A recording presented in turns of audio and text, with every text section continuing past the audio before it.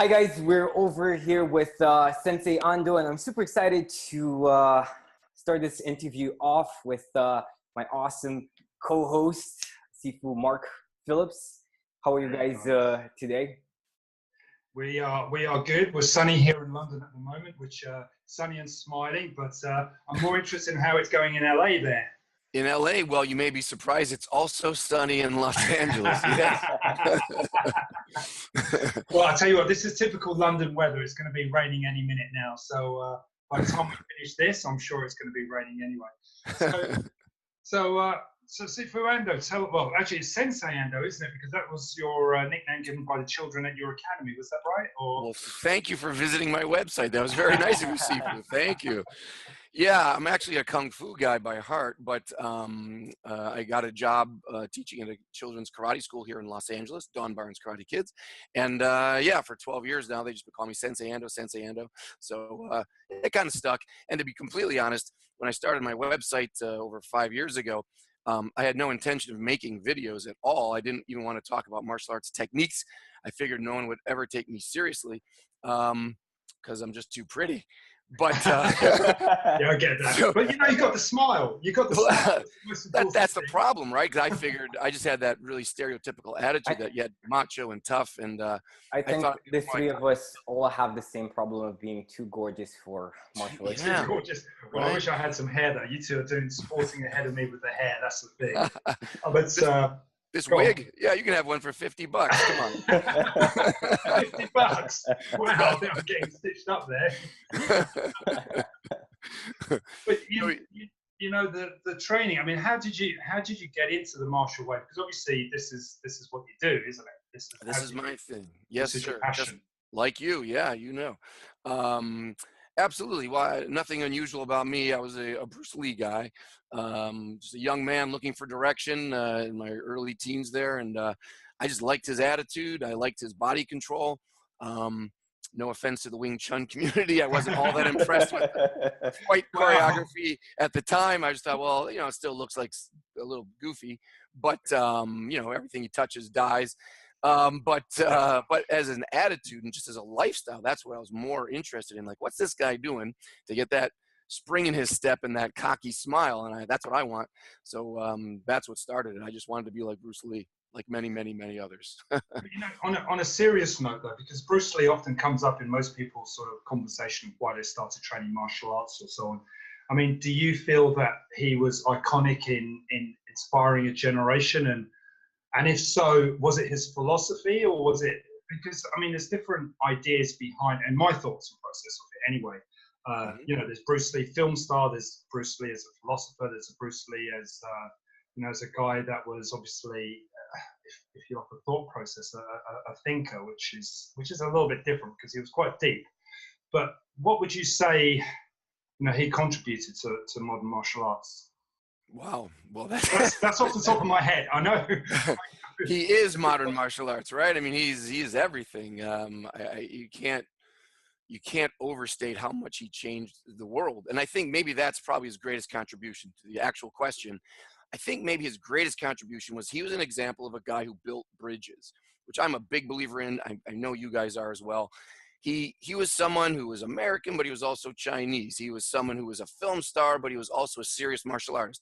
He was a teacher, but he was a student. He took philosophy from everybody, whether you're a fencing guy or you're a boxing guy or you're a kung fu guy or a philosopher, the Indian philosophers. I mean, just and to page through the Tao of Jeet Kune Do without even knowing it, I was just looking at one man's tolerance and open-mindedness, and that really became the major instruction I think that we can take from Bruce Lee. He wasn't coming on just saying, I'm a Chinese guy and I do a Chinese style and I'm going to force this into everybody's life. It was quite the opposite. He just had this really open-minded attitude, which without even knowing it, then I adopted too. Like, yeah, well, I can be open to, oh, I should pick up that boxing book and take another look, or what are those wrestlers doing over there? Hey, I'm going to go talk to that guy and this guy. Yeah.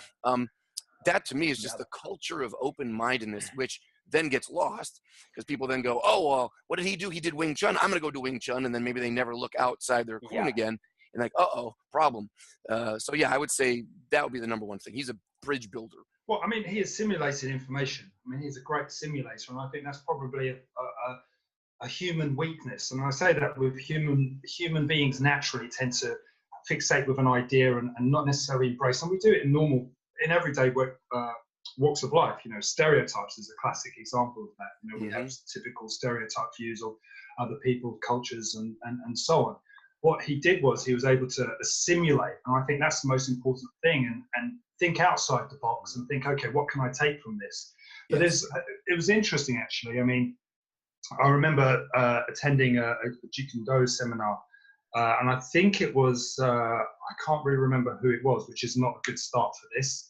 But anyway, the comment that came across was on incorporating information or rejecting what is useless. I think that's quite a common Jeet Kune Do. Bogdan, have you come across that saying before, where people talk about?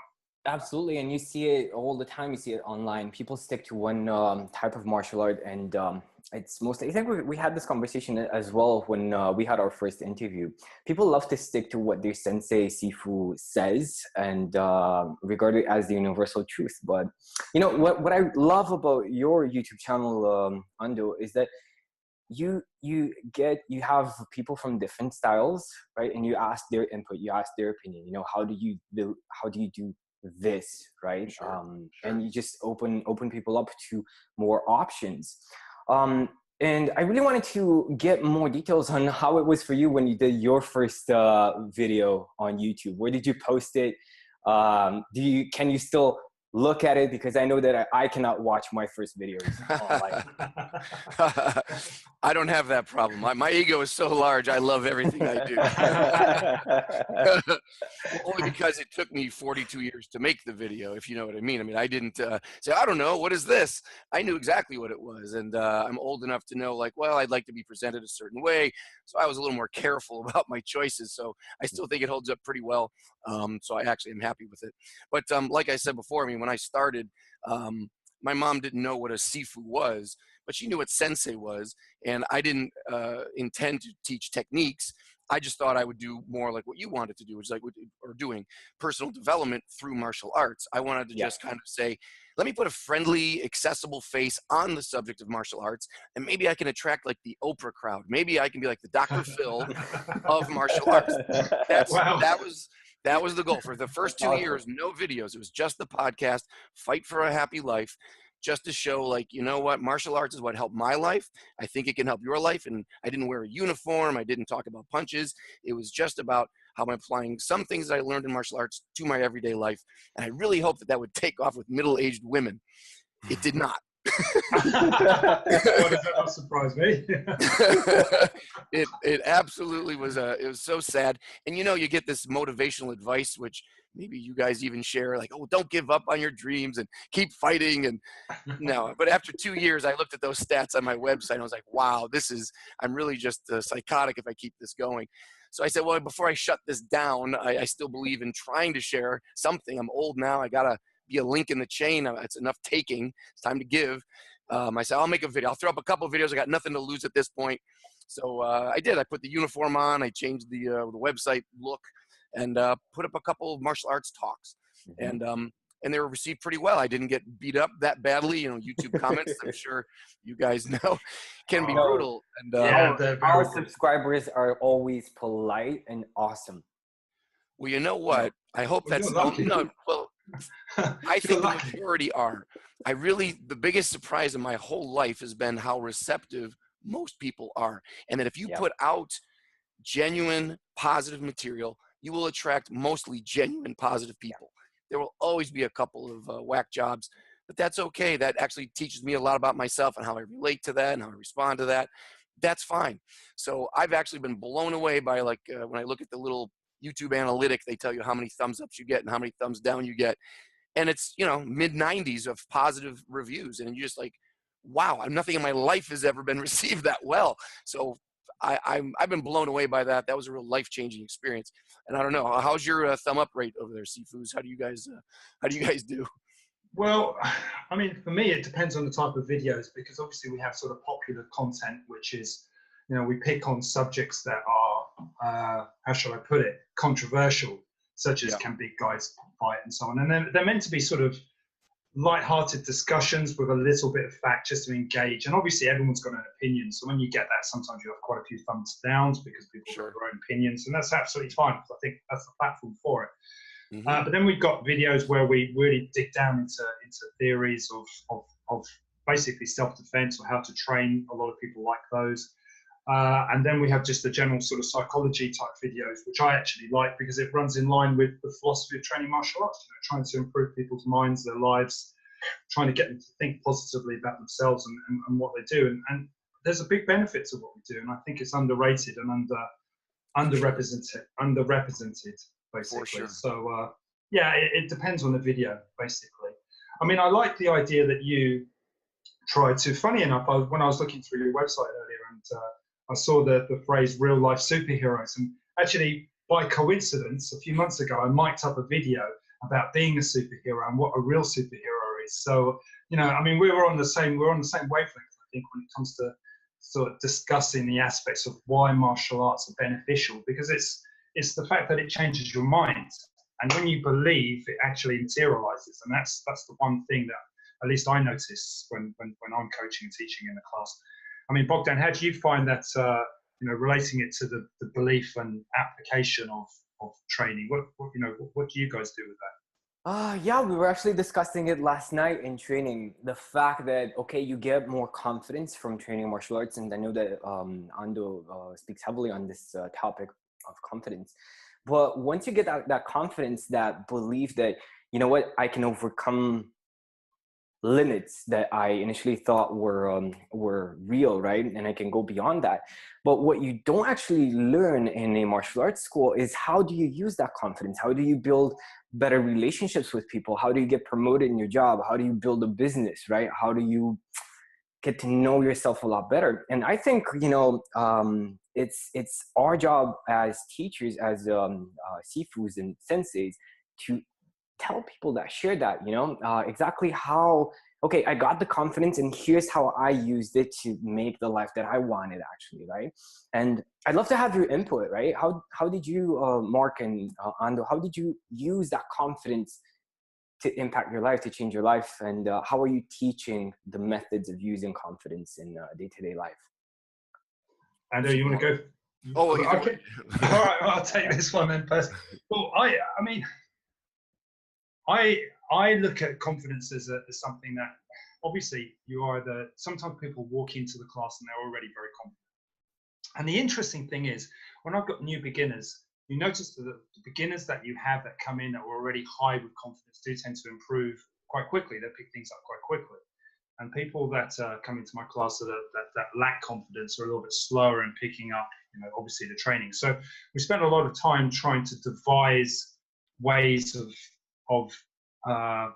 if you like, engaging and improving confidence. But it's something I find I have to do individually with people. In a group, I often, when it comes to talking about self-defense, is I often give them the reality of the situation rather than just saying that this is what's going to happen. And in giving them a reality, and you give them a reality check sometimes, it does start to enhance their confidence. But the question is, how do you then take that from being confident in training a martial arts to applying it in other facets of your life? Well, this is the thing. I say to guys, look, the same effort that you could put into training and the same effort that you can put into surviving a confrontation is something that you can carry on externally. You can apply it at work, you can apply it at home. It's not something that is just only significant to or conditioned to one point in place. So it's an ongoing thing, I think. Ando, what's your take on that? I think the word ongoing is key there. Yeah. It's difficult. Let me back up 1 second on that word confidence. To me, martial arts took away my confidence.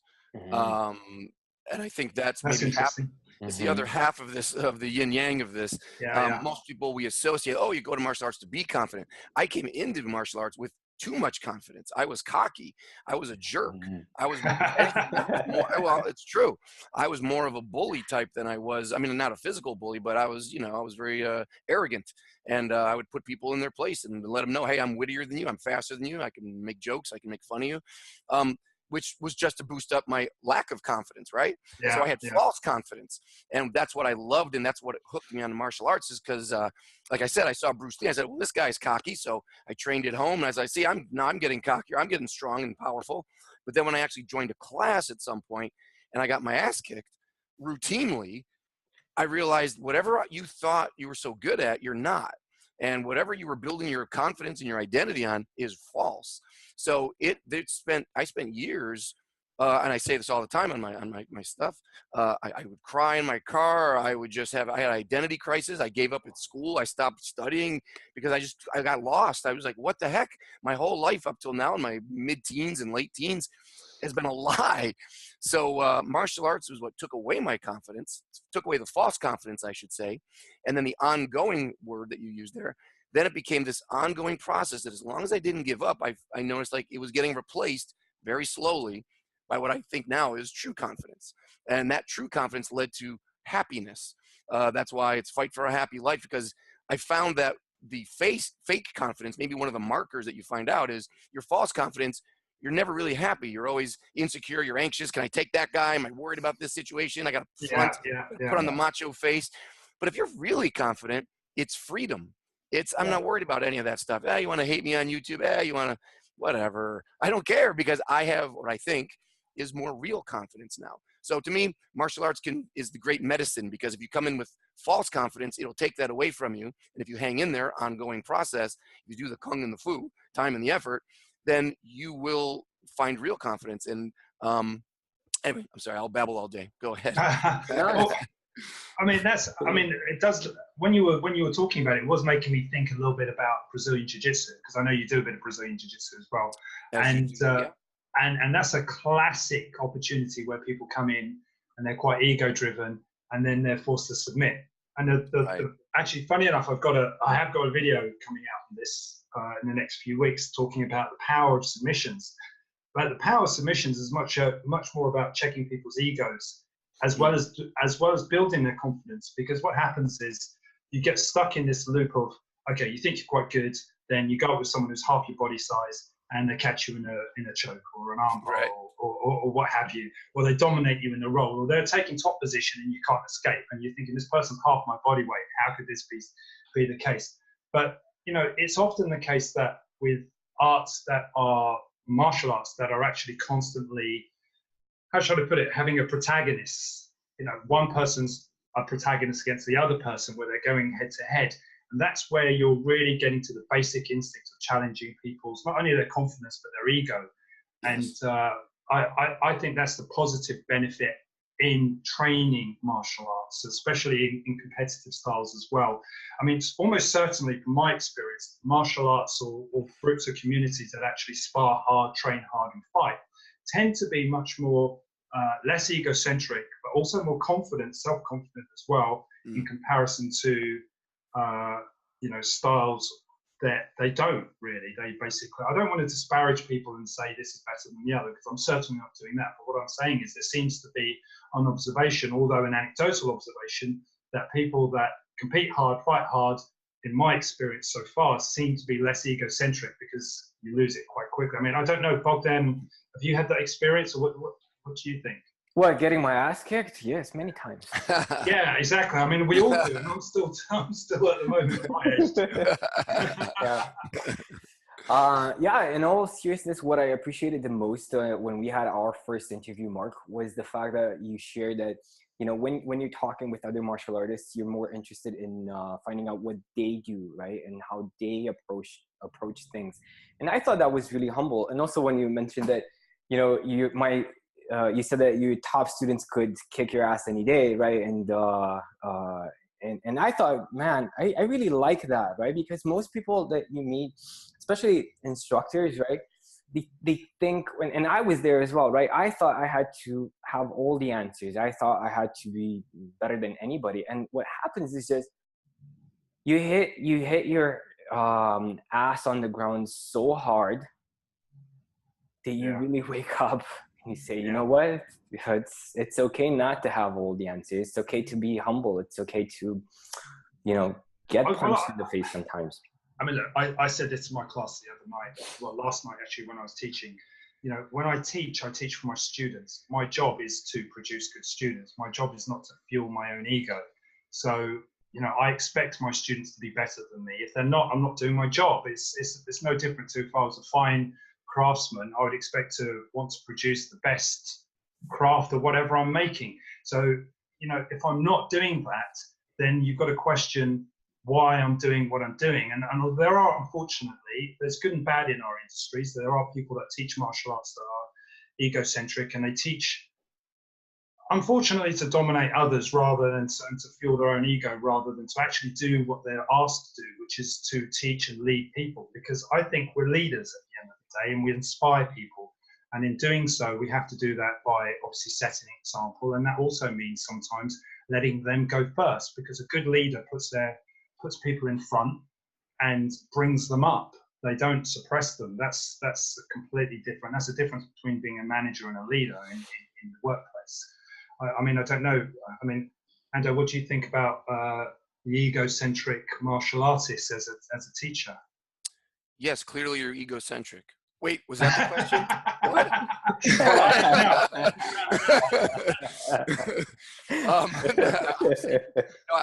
This is like a beautiful echo chamber. I mean, you guys are all positive-minded people, so this is a very we're all on the same team here. Clearly, I would say that when you fail in front of a student, that might be the greatest lesson you can give them, and you should absolutely. And when I was coming up, it seemed that there were more martial arts teachers who always would put themselves behind a table or in a suit or in the corner, and there'd be a lot of pointing and talking. And but I very rarely would get to ever touch the master, so to speak.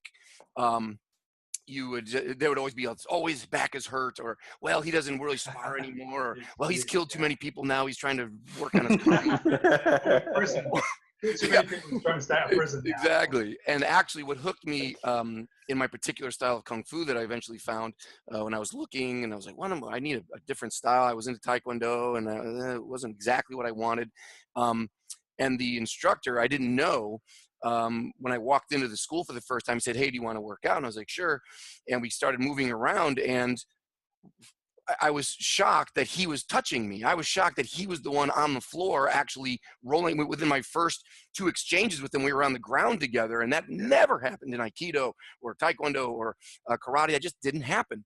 So that stunned me, and it actually took me a week before I even went back, because I was unnerved by the fact that the master was not only touching you and not only simulating killing you, but once in a while he might trip his foot a little bit, or he might slip a little bit, and he would just move on and laugh, and it was not a big deal. There was that formality and the posturing and the I have to be perfect, which is kind of where my mindset was always, like being a perfectionist and don't let people see you make a mistake, and which I still struggle with actually. But he was a great role model of just saying, look, this is part of fighting. You can't approach fighting and not think you're going to get hit. If you go into your teaching if you go into as a teacher and demonstrate to your students that I don't make mistakes, then you're putting in their head the idea that if you're good, you shouldn't make mistakes either. So now I'm on the street, I get tagged, suddenly my entire psychology crumbles, and I may stop fighting because I feel like a loser. And it can't be like that. If you introduce losing right from the beginning, not as a goal, but as just a part of life, then it's so easy to take, and you don't even notice it. So when you are rolling and sparring, you take the hit, you get tapped, and you just keep going. You don't even let it bother you. It's just like, yeah, okay, I learned from that. Let me move on here. So I believe role modeling as a winner and role modeling as a loser are equally important. Well, I mean, I have the saying that you win or learn. You don't win or lose. Absolutely. So, a classic example, if you are, I don't know, doing jiu-jitsu and you're rolling, you've been submitted, then what you do is you think about, well, why did I, what led to that? What led to that point in time where I actually had to submit, where I had to tap? And then it gives me the time to rethink it and go through it and improve upon that the next time. So I'm actually learning. So sometimes when guys get submitted, they get upset and, the whole world's falling apart. And I think, why? Be happy about it. There's one less thing now that you can be caught with. Figure it out. And to me, training is about the tick box. I tick off the things that I can't do rather than work on the things that I can do. And that, again, is very ego-based. Sometimes you'll see people for example, that are training, and what they do when they're sparring, for example, is they do what they can do. They work on what they're really good at, because what they're trying to do is win. You know, their drive is to win, not to learn. Whereas Mm-hmm. guys that want to learn will try things that they can't do, and if they fail, they'll keep going and keep going and keep going. And that's learning, and that's the difference between someone who's ego-driven and not. And so, I mean, there's also a culture in the class that promotes that. But I think the leader or the seafood instructor, the sensei, whoever's leading the class has got to set that as a role model. It's got to be an example of it. That's important. And I really do passionately believe that. Yeah, absolutely. I'm 100% on the same page. You know, I noticed in one of Ando's videos that you get asked all the time, like, and I think all of us, you know, we get asked all the time, have you ever used your martial arts in a real situation? And Ando's response was brilliant. He says, yeah, I use it all the time. I'm using it right now. That's right. That's right. Well, isn't that right? I mean, how you stand, how you breathe, how you treat people, that is all influenced by your martial arts training, which actually goes back to that point we were kind of talking about earlier. How do you make the bridge between what you're doing on the mats and then in your real life, and how do you approach that? How do you teach your students that? And I know that as a younger man, maybe Bogdan, I don't know, maybe you're guilty of this, I don't know. But when I was a younger man, it seemed like, well, this is something you can lay out step by step and say, well, how do you improve your relationships? Well, 1, you look at them in the eye. 2, you stand with your hands open. But I don't feel it really works that way, because that's just like teaching self-defense. Like, well, what if someone chokes you? Well, 1, you put your hand on their wrist. 2, that kind of training fails, and people will fail, and then they feel like the whole process is a joke, and then they won't come back to you. And I really do think it's back to that word ongoing. It's the effort and the time, where you just role model it in the same way that I saw Bruce Lee, and that influenced me and pushed me into a direction as a teacher in your martial arts class. However you're presenting yourself, that's what's going to influence. That's what tells people how to act in their life. If you have a Sifu, you must be there because there's some part of him or her that you admire. There's something there. And hopefully if you have a really good Sifu, you don't just like the way they punch, you like the way they talk, you like the way they move, you like the way they treat people. That's a really great teacher. And maybe you need a couple of teachers in different places, where one's kind of my role model for philosophical issues and one's kind of my role model for physical issues. Maybe. I've been lucky to find great teachers who live a lifestyle that is also admirable. And so the crossover is so ingrained, I can't separate them out. So to me, that's why even talking about styles gets a little bit weird, because first you're a person. Then you're either a person who fights or you're not a person who fights. If you're a person who fights, then you're going to start choosing some styles to then have a journey and explore yourself and train yourself. But the style doesn't make you. You make the style come to life. So especially as you get older, I think. But that's what I was saying about the younger man. As a younger man, I'm thinking, oh, maybe it is the style. I got to find the perfect style. But then I realized it was more about just being in the room with the right teacher, the right mentor, the right guide who's just showing you how to live. And that ultimately is the best way to teach people. So especially like work with kids, I can tell them lists and make them memorize creeds, but that doesn't stick. You just have to show up with a smile and be forgiving and be kind and be nurturing and be accessible. And somewhere that plants the seed in them to behave the same, because they want to kind of be like you, whether they admit it or not. So I think that's it. It's all about role modeling. It's not so much about step by step. It makes for a sexy email sign up, like sign up for my 5 easy tips to help your relationships. And hey, if that's what gets somebody started, I don't mean to put that down. But in the long run, I think, if you're in the trenches doing the work, that's not what changed my life. It was by getting near people and watching them and saying, oh, even for a moment, by the way, even right now, as I'm meeting you guys, face to face, so to speak, I'm being influenced. Right off the bat with Sifu Mark, I'm feeling a little more empowered to maybe put a little more of the analytical mind into my videos or into my podcasts. I go deep into some emotional issues and psychological issues, but the whole title of Fight Science, and really approaching it more, maybe as a little more step-by-step and a little more linear thinking.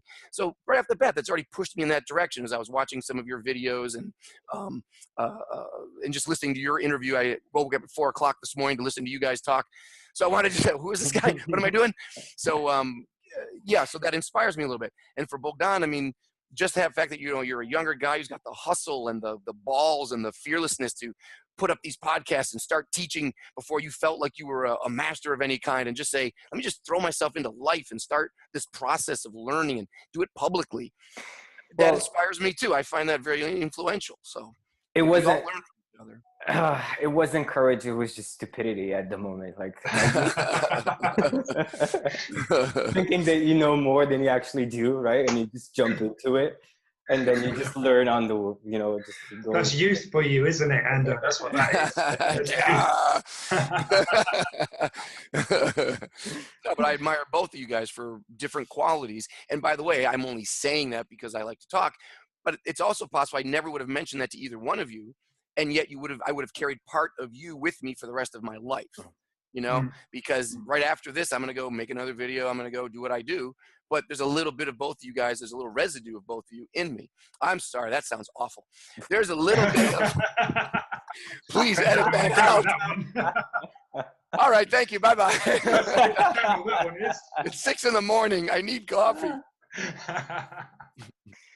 This actually reminds me of the first time I spoke about Wing Chun in a room full of entrepreneurs and freelancers. And I told them, you know, in Wing Chun, it's actually like you have 2 right hands. So everything that you do with your right hand, you can also do with your left hand. And they just like, they all just started laughing like, oh my God, that didn't come out right. Oh man. Yeah. I think it's awesome. You were waiting for a follow-up of some kind. Neither one of us touched that. Oh, I mean, I didn't know where to go with that. It's safer not to. You're right-handed now. Well, it's true, technically, we're ambidextrous, but it depends what we're talking about, really, doesn't it now? Good Lord. Nobody will know. No. I pay people to do that. But, you know, going back to the topic of what people think is I think with time and experience, you come to see that there's no such thing as the perfect or best martial art, right? I'm sure you gentlemen will agree with me. But I think on the internet, it's very easy to get stuck into this argument of what is the best martial art, what is the best fighting system. And I mean, I don't know, I'm sure you guys will probably agree with me on this. And Ando, you said it earlier, it's down to the individual, really, essentially. Because everybody, I saw your video actually a couple of years ago, about 18 months ago, Ando, on what's the best fist. And I think you, to paraphrase you finished the video by saying it wasn't the best fist, it was a fist that fitted for the situation. Yes, and sir. I thought that was absolutely spot on. I mean, it was the best advice anyone can give. I mean, I thought it was completely logical and sensible, but you'd only know that through time and experience. But you know, I mean, do you want to expand on that? Because some people might not have seen that video and you might want to just sort of remember. What? Someone hasn't seen that video? Yeah, come what's wrong with them? No wonder your life is so miserable. I want everybody listening to this podcast right now to go and watch that video. Yes, thank you. Yeah, the best fist is the one that fits. That was kind of my little phrase. That was it. Yeah. And it's just, well, you know, when we start in a style and one person comes in vertical fist, someone else comes in horizontal fist, 3/4 fist, thumb here, thumb there. It's like, stop it. Everybody just stop it. Look at the skull. There's so many angles, and look at all the positions you could be around that skull. There is no one super fist that fits every angle of this. And even the pressure within your fist, sometimes it's harder, sometimes it's softer. Sometimes you're hitting with this knuckle, sometimes it's that knuckle. It's just that's just one issue. I mean, that's obviously the metaphor for the entire training process. Every kind of kick, every kind of hold, every kind of throw, different strategies. I mean, the perfect strategy is the one that fits you, that you're going to do in a situation. Yeah. Still doesn't mean you win. Still doesn't mean you always, conquer. But that's your best shot. And you just want to go down with your best shot. And if you're limiting yourself right off the bat in your training style, where you say, well, we only punch like this and we only talk like that. Well, that's fine. You can eat chicken your entire life. You will live. But there's a whole world of shrimp and beef. And I'm sorry to any vegans out there, but, there's variety. And it's not, I want to be clear, though, if you come into martial arts just thinking, oh, it's all equal and then you'll never go very far because you haven't dug deep down into anything. So you're just kind of this dilettante and you don't really have the skill to know what you're talking about. So yeah, maybe in the beginning you say, I have to learn one way to punch just so I can start learning how to punch. So maybe you are a boxer style punching, and that's great. And so for a couple years, you dig deep into that, you really get into that. And then as you're hitting, just be open to Well, you know, I don't always have to put my elbow here. I could put my elbow there. You know, I don't always have to have my thumb here. I could have my thumb there. You start finding the variations on the theme. But I don't think it works the other way around, where if someone's brand new to martial arts and they're listening to this and they think, well, oh no, I'm in a Wing Chun school and they told me to always punch with this fist because it's superior with my thumb up or whatever. You know what? Buy that for a while, go into that, dig deep into that, but then just be open to the limitations or the changes, the other opportunities that come up, and you should be prepared for those too. That's all. Well, I mean, I'm going to jump in on this because this is an area I'm quite passionate about, because my philosophy, my thinking, personal philosophy thinking is it's better to know more and not use it, because sometimes it might be the case that, you know, the situations and the variables may change. I mean, for example, classic one, vertical fist in Wing Chun. It's all very well, but if you wanted to punch someone into the pubic bone at distance, a vertical fist is too short a weapon. It wouldn't actually be able to arrive. And that's exactly, you're alluding to the point I often say. So you may get some more traditionalists who say, no, but I won't punch there, or I won't do this, or they'll avoid the problem. But sometimes the situation denotes that you have to punch like that, maybe because the other person's moving, that's the opportunity they're giving you.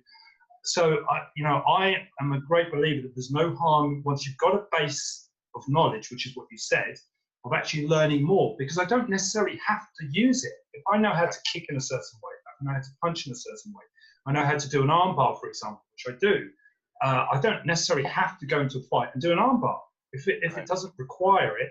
But then having said that, let's say I'm at my uncle's barbecue, and my other great uncle's drunk, and it may not denote me going in, and I need to restrain him. I'm not going to go in and punch the guy in the face or chop him in the throat. I might have to restrain him. So I guess what I'm trying to say is it's good to know it, but not need to use it, and that's the point. It's always about being open-minded and then assimilating that information into what you know. And I don't understand why it's such a problem. I do from a point of view of teaching, because you have to teach people one way to start, right? Otherwise, if you teach someone, for example, what you're saying, 6 different ways, 6 different angles of holding a fist, then that gets confusing. But once you've actually got a base understanding of it, then you need to move on. And I do get lost with that sometimes, really. But I think that's just people's thinking. Really. Well, right. Yeah, it's human nature. Don't beat yourself up about that. That's not your fault. Yeah, I know. I'm fighting human nature. That's right. And like you say, I mean, it's just time. It's time in. You can't expect anyone to know that in the beginning. That's probably the chief frustration of any teacher. You forget how much you've learned. Once you learn something, I think you kind of take it for granted. Like, well, yeah, of course you're in a good stance. Well, yeah, of course you're balanced. But you forget that, yeah, but when you started, you didn't have that. And so that's why I've always recommended to anybody, keep a notebook. I've always kept notebooks. And when I go back, I have to do this from time to time, to go back to like, okay, here you were as a green belt in Taekwondo, and look at the things you were writing down that you thought was so profound and significant back then. Yeah. And today I'm like, what? That's embarrassing if anybody saw that.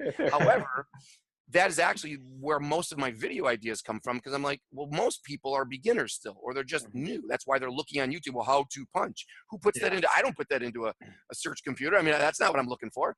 The stuff that I want to talk about, nobody's got really videos about that stuff, or they have like 2 subscribers, because that's such a small pool of people who are into like if you've been doing martial arts for 30, 40 years, this might be interesting to you. But for most people in the world, they're, hey, I don't even have a school yet. I don't have a teacher yet. I just want to know, how do I fight? So those are the issues that I had in my early notebooks. And those are the best tips to give people. And if we're talking about questions, let's dive into a few questions that we got the other day. We posted on a few groups that we're going to be having this interview. And a few people posted questions that they wanted to answer. And I'd really like to get your input on these topics. How's that? All right, let's go.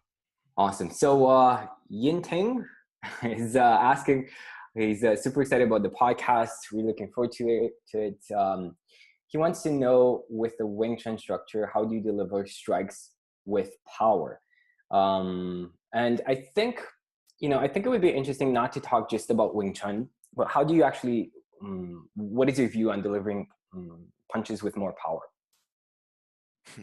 Is it going to Ando or is it going to me? Both. Shall I go first or? Sure. It'll save time if we talk at the same time. That'd be great. Yeah, that'll be confusing. That'll be assimilating everything, wouldn't it? That's right. I mean, look, it's funny enough, I voiced over, mic'd over another video on this.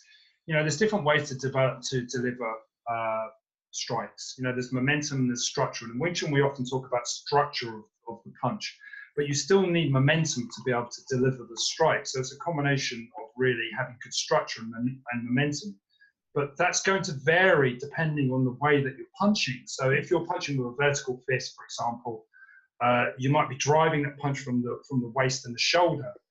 And again, another variable, because it's all variables at the end of the day that's going to have an effect, is the distance of what you're striking, the person that you're striking, if you like, or even a heavy bag or whatever the object is. Hopefully it's not an innocent person walking down the road, but yeah, that would be really bad. Don't do that at home, kids.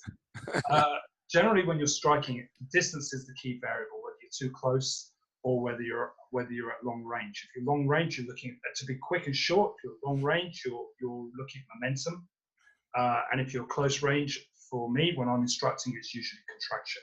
So contraction, close range, and the drivers are very different. Momentum will be much more from the waist and the shoulders, and close quarters will be much more from muscular contraction, combining that with good structure as well. But that's specific to using Wing Chun. So, I mean, I don't know, Ando, from your experience. Well, yeah, I would say, I'll just answer from any style's point of view. I think people obsess too much about power and not enough about just getting your hands on somebody. People love, I mean, it's very easy to train by yourself and believe that you have these qualities that are going to do a great job in a real self-defense situation. So you hit the heavy bag, you throw crazy shadow punches, whatever you do, you think, man, I can really punch hard. But that has nothing to do with controlling distance or your timing or your psychology under stress. Yeah. And those are the things that are going to save you. Yeah. I would rather land a medium power punch at the right time than a full power punch that misses. That doesn't make sense. So I understand that it's a very common question because it's huge on YouTube. Oh, how do you throw more power in your punches? And I've got a couple of videos like that. But it's not really the game. The game is the timing and the controlling of the distance and setting up the fight that you want and not falling into a situation where you have to be swinging these giant power punches that you think are going to knock people on their butt. Because I just think that's a limited way to train. And it damages your hands and everything else. I mean, look, there's no point you can have the hardest punch in the world, but if you can't land it, exactly. It's a waste of time. Exactly. So, I mean, it doesn't matter. I mean, my emphasis is accuracy rather than power. You know, if I can hit you with a medium strike in a soft part of your body, so say, for example, if I can flick your eye, for example, just with my finger, that's going to cause you a lot of aggravation, a lot of discomfort, shall I say. That's much more effective than trying to actually take your head off your shoulders. And I absolutely agree. I think, but you know, the truth is people watch films. They watch films and they see this sort of superhero, you punch the guy and then all of a sudden their head explodes, or watch any of my videos, you see loads of anime, so you know that we're sort of a bit crazy about that. But the point is, the fixation is that you hit and you have this one punch kill idea. It's just not real, because in the real world people move, and worst of all, they actually absorb a lot of punishment. They can actually take strikes through adrenaline, through alcohol, through drugs. You know, that's the reality of actually defending yourself. And so for me, it's about accuracy, striking the right target, not necessarily overcommitting on what you're doing, as you said, because you need a chance to recover and maintain those strikes, but not going in with this one punch and going to knock the guy out. Because at the end of the day, you can punch as hard as you like. I'm going to repeat myself. It makes no difference if you can't land that punch, because it's been dressed up with nowhere to go. That's what we call it. All dressed up, nowhere to go. Nice. Awesome. We've got to start to bring this to an end, though, really. So, I mean, have we got another question before we... Yeah, last question. Coming from David. Why do the majority in a fighting art avoid testing and competition? Ego, isn't it? Really? Because some people don't want to challenge. Look, the one thing I find with martial arts is the belief system.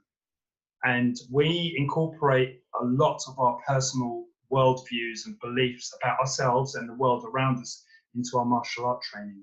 And sometimes when you challenge yourself in a martial context, you're also challenging your views about yourself. For example, sometimes people think, right, I'm at this level of a martial art, I am a master, or I am this, or I am that, and they invest a lot of time and effort into maintaining that world view. So to challenge that sense of sometimes false or plastic superiority, which is how I'm going to describe it, you're then starting to unravel a whole worldview of how you see yourself, but also how you see yourself relative to the world around you. And it's quite deep to say that, but I see it quite often when people come to my school and they show me, they say, look, I've trained before. And I say, okay, great, show me what you've learned. And then I'll say, okay, that's really good. But I never put anybody down, but I also say, that's really good. But you could also, have you considered doing it like this? That could also help this, or what have you. And often with these types of individuals, and I've noticed it quite many times over the past 30 plus years I've been teaching, is that what they're looking for is someone who's going to support their worldview, their ego of themselves. So what they do is they want you to say, that's really good, please enter my class and go to my top level and train with my top guys because you are the top. And that's much more entrenched in their own ego, their confidence or lack of it, as Ando was saying earlier, it's quite present, really. That's why some people do martial arts that don't test, and some people do martial arts that do test. And that's generally why you won't get people going into a martial context where they will put themselves on the line. Because if you've got someone that's been training for 10 years and then they're suddenly told, well, actually, you're making a small mistake here, that person can react one of two ways. They can go, thank you very much, I'm going to go away, I'm going to work on it, build on it, improve on it. Or they're going to go to someone else that says to them, oh, that's really good, and ignore the mistake that they're making. And that says something about the person. And that's the type of people I think you get that, they don't want to test them like the traditional martial arts. What they want to do is they want to sort of hide behind this notion of not challenging their ego and their confidence and believing that one touch kills and their art's too deadly to test, and all of these ideas that realistically in the modern world, we know that every aspect of mankind has improved. We run faster, we climb, we jump higher. You look at our physical, you look at the Olympics now, people run faster, they jump higher, everything's completely changed. Martial arts is probably one of the few domains in the world where people actually look back and say, well, 1,000 years ago, they used to do it like this. Well, 1,000 years ago, people were on horsebacks. They were traveling with horsebacks and spears and swords. And you go back even further, they had rocks. Modern men think and move differently. And I think, this idea of it being authentic because it's what they did thousands of years ago is a curse on the martial arts community generally, I'm going to say. And I'm probably going to be shouted down for that, but that's what I think. I think we have to evolve, but build on what the knowledge we have. And to be honest with you, if you look at the education system, you look at PhDs, for example, which is something I do know about. PhDs are based on people's previous knowledge. You take an idea and then you develop that knowledge and you uniquely contribute to that. And every generation does that because the idea is to improve mankind, the whole of us as humans, our general base information. Martial arts should be no different. And that's where the problem, I think, we get, where people don't want to test, they want to do what someone did 1,000 years ago. Well, as I said, they didn't have cars or guns 1,000 years ago, so, I wouldn't have got shot and I wouldn't have got run over. That completely changes it. Yeah. Sorry to rant on that, but, it's something, Ando, maybe you want to add to that. Well, I disagree with everything, but we don't have time, so maybe next time. Oh, well. No, obviously what you're saying is all very astute. I would just throw in that there are some people who are faster and who can jump higher, but most people can't. And the body hasn't changed too much in 1,000 years. So as long as there's 2 arms and 2 legs and people want to choke you or punch you in the face, most of those behaviors haven't changed much. There's a small subset of people who see a little more MMA on TV, and so they think they're a grappler or a boxer. But how many of those people are actually training and putting in the work? And usually the people who are putting in the training and the work aren't out also looking for fights with me. So, they self-select. They might go to a particular bar and they peacock for each other and they fight each other. That's great. They kind of kill each other. That's fine. For the general population, either the Wing Chun principles, as much as I know them, those things haven't changed. You know, either you believe the elbow down or elbow up is one's better than the other, or you don't. Either you believe in balance or you don't. Either you believe in attacking structure or you don't. That's the same. It hasn't changed in 300 years, right? So that is still enough of a foundation and commonality and a tie to the past, like you're saying, that we should respect that. You got to just start with what's never going to change. Someone's going to try to punch me with a big right hand, and I need to keep my hands up and try to, you know, protect my center line. Those things don't change. But if you want to live in a world where you think no one's going to ever double leg you, then you need to get a reality check and say, well, it'll be nice to know a little bit about that. If I'm going to do this at all, I might as well at least expose myself to it, or at the very least, don't criticize the people who are doing that and look over there and say, oh, well, I'm never going to go to the ground and you can't get me down. That's old thinking. But again, that's just a symptom of human nature. We are insecure in the beginning of our lives. We don't know what's going on. We need mom and dad to tell us that we're great, or yes, you can do this. Teachers, you get this influence in your life, and then it's up to you to start testing that and seeing what can I do, what can't I do, and try to fill in some of that with real confidence. And we just do it better by building bridges, just like today. So I'm so thankful for this opportunity to talk to you guys from Bucharest and London and LA. Absolutely. This is the best example of building bridges and finding commonality. This is the best. So this makes my whole life. This is fantastic. Thank you guys for this. Yeah, Ando. Thank you so much for waking up at 6 a.m. in the morning just for this interview. We really 4 a.m. so I could listen to you guys have that interview. I wanted to make sure I knew who I was talking to. The interview was totally worth it, so it's okay. Absolutely. I hope to meet you guys in person at some point. Do you want to give your channel a mention, Ando? I think well, if they look up happylifemartialarts.com, senseiando.com, fightforhappylife.com, you'll find me eventually. Check it out, guys. Thank you for that. Yeah, guys. You're welcome. You're welcome. Thank you for watching, guys. It's been an absolute pleasure. We are planning to do a series of these podcasts, so we will be doing them on a range of different topics, everything from mental toughness to emotional control to very specific technical information about various martial arts as well. But the idea is really just to sort of give a general sort of platform for many different people to come on board. So we'll be interviewing different guests, and hopefully we'll have Ando back again. This will be good. I think that'll be awesome. Yeah. Do another one. Ando, before you go, what is one question that you'd like to ask our audience? Oh, wow. Holy smokes. What have you made better lately? What have you improved lately? And what are you improving today?